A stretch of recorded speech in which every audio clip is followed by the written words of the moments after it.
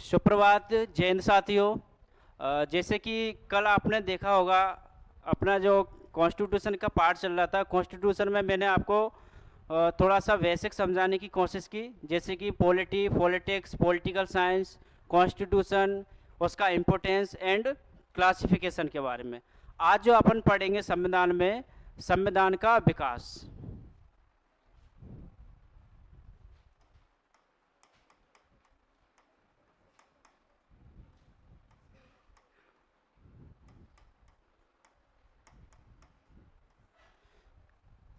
Constitution के development की बात करेंगे, संविधान का विकास देखेंगे और संविधान का विकास बिल्कुल जीरो से समझने की कोशिश करेंगे। जैसे कि माना जाता है कि संविधान का विकास हम 1773 का जो रेगुलेटिंग एक्ट रहता है वहाँ से अपन देखते हैं। लेकिन इससे पहले की थोड़ा सा ऐतिहासिक पृष्ठभूमि में आपको समझाने की कोशिश करूँगा, ताकि उसमें आपका बेसिक बन जाए, थोड़ा सा बेस बन जाए।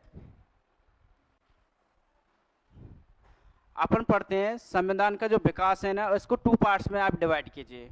कौन कौन से?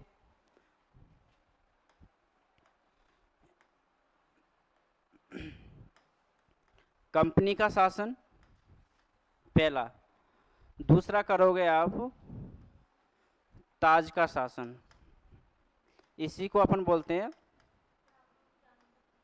क्राउन का शासन। ठीक। जो कंपनी का शासन रहता है ना, ये कहाँ से कब तक रहता है? ये रहता है आपका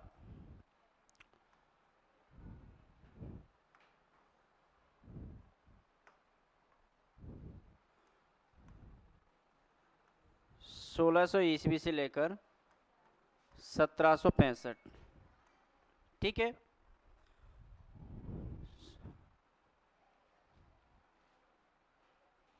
अठारह तक रहता है। ताज का शासन रहता है 1858 की अधिनियम से 1947 का जो एक्ट आता है भारत शासन अधिनियम 1947, वहाँ तक रहता है क्राउन का शासन। और जो कंपनी का शासन रहता है वो कहाँ से रहता है आपका 1600 से, जब से कंपनी यहाँ पर आती है आपकी। अब आप ये समझना, इसको कंपनी के शासन को अपन 2 पार्ट्स में क्या करेंगे, डिवाइड करेंगे। ठीक है। 2 पार्ट्स में डिवाइड करो। एक तो एक स्टार्टिंग की बात करते हैं तो केस माध्यम से आते हैं, व्यापार के उद्देश्य से आते हैं कि हमें क्या करना है, पूर्वी देशों के साथ व्यापार करना है। दूसरा, व्यापार के साथ साथ ये राजनीतिक मामलों में भी क्या करने लगते हैं, हस्तक्षेप करने लगते हैं। ठीक है। स्टार्टिंग में इनका ऐसा कोई पर्पज नहीं रहता कि हम यहाँ पर क्या है कोई राजनीति करेंगे, कि उनके यहाँ पर जो शासन व्यवस्था चल रही है उसमें हस्तक्षेप करेंगे। उनका पर्पज रहता है ओनली क्या, व्यापार करना। जो व्यापार के उद्देश्य से यहाँ पर ये काम करते हैं वो कब से कब तक करते हैं, 1600 से लेकर 1765 तक। ठीक है। और जो व्यापार और राजनीति, इसको अपन थोड़ा सा बाद में देखेंगे। जैसे कि 1600 से लेकर 1765 तक कब करते हैं और कैसे करते हैं। जैसे सबसे पहले आपने सुना होगा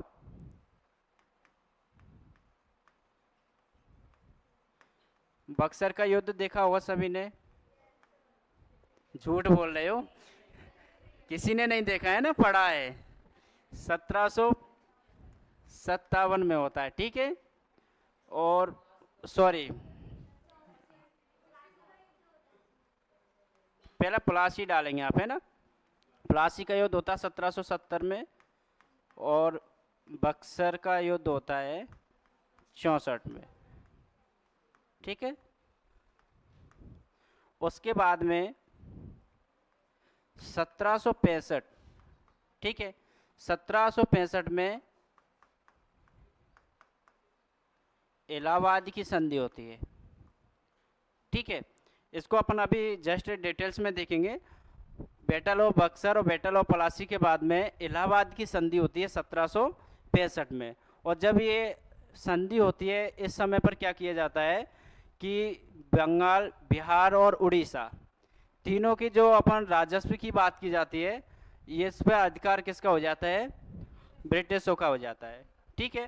तो ध्यान रखना कि सबसे पहले अपन देखेंगे 1600 से लेकर 1765 तक का इतिहास देखेंगे। आज बैटल ऑफ प्लासी देखेंगे, बैटल ऑफ बक्सर देखेंगे, और दोनों जो आपके संधि होती है 1765 की, इनके बारे में भी देखेंगे। ठीक है, अब ये वाला पॉइंट आप आज कंप्लीट कर लेंगे।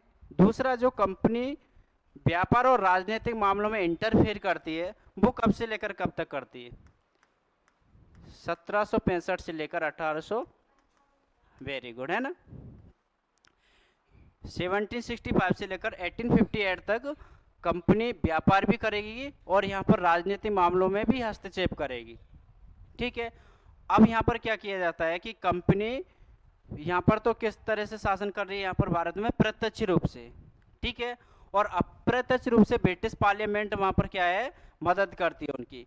लेकिन जब अपन क्राउन का शासन पढ़ते हैं, ताज का शासन पढ़ते हैं, तो उस समय पर डायरेक्ट ब्रिटिश पार्लियामेंट से यहाँ पर क्या है? प्रत्यक्ष शासन किया जाता है और कंपनी को साइड में कर दिया जाएगा।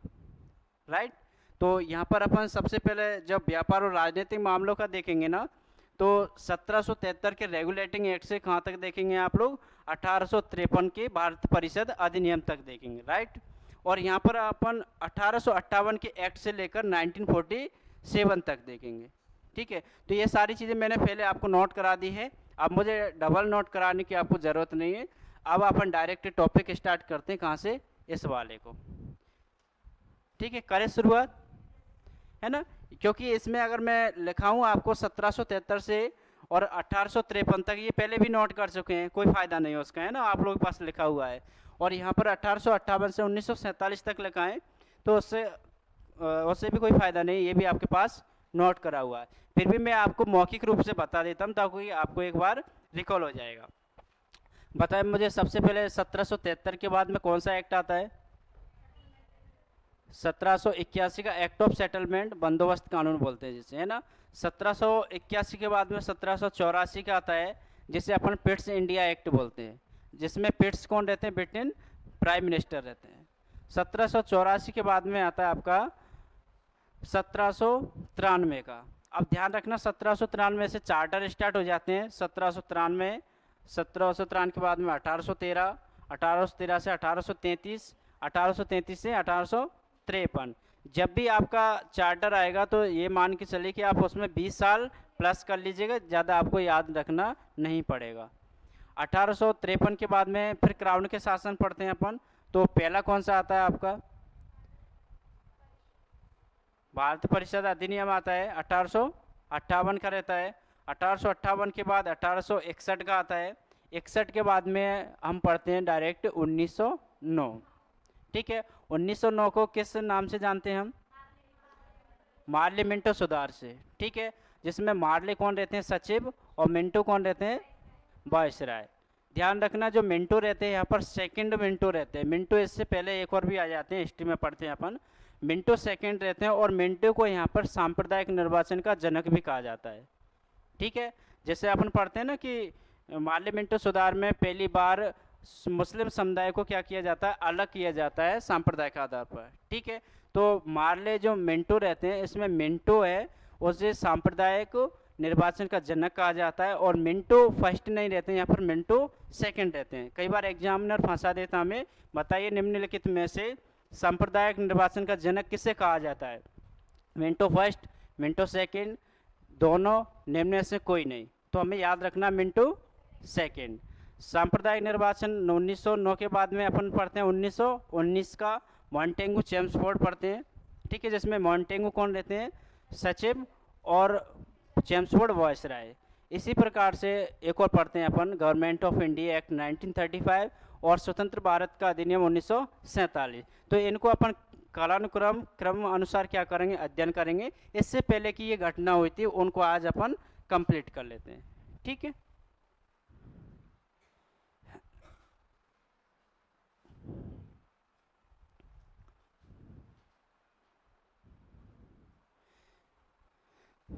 चलिए शुरुआत करते हैं। सबसे पहले मुझे बताएं, भारत में कौन आया था? 1491 में कौन आए थे? और इसमें जो सभी ने नाम सुना होगा, वास्को डी गामा, सही लिखा है ना वास्को डी गामा? ठीक है। 1498 के बाद में फिर कौन आते हैं? 1602 में डच। ठीक है। 1608 में कौन आते हैं? अंग्रेज या ब्रिटिशर्स। ठीक है। 1616 में कौन आते हैं? डेनिश। और 1664 में आते हैं फ्रेंच, इन्हीं को बोलते हैं अपन फ्रांसीसी। ठीक है। इस प्रकार से भारत में क्या है, विभिन्न प्रकार की कंपनियां आती हैं। किसके लिए आती हैं? व्यापार के लिए। ठीक है।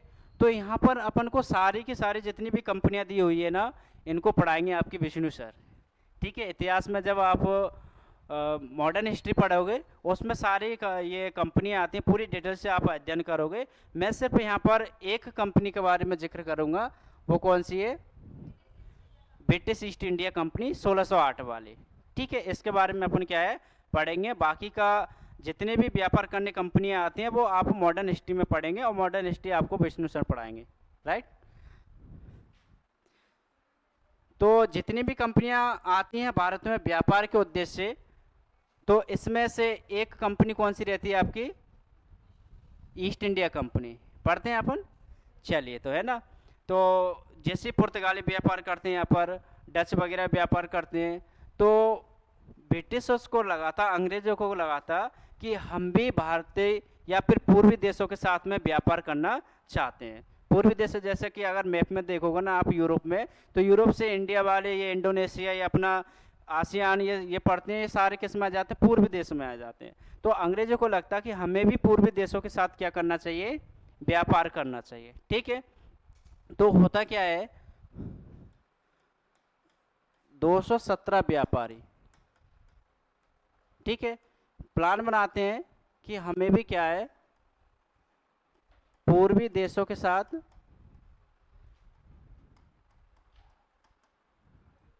व्यापार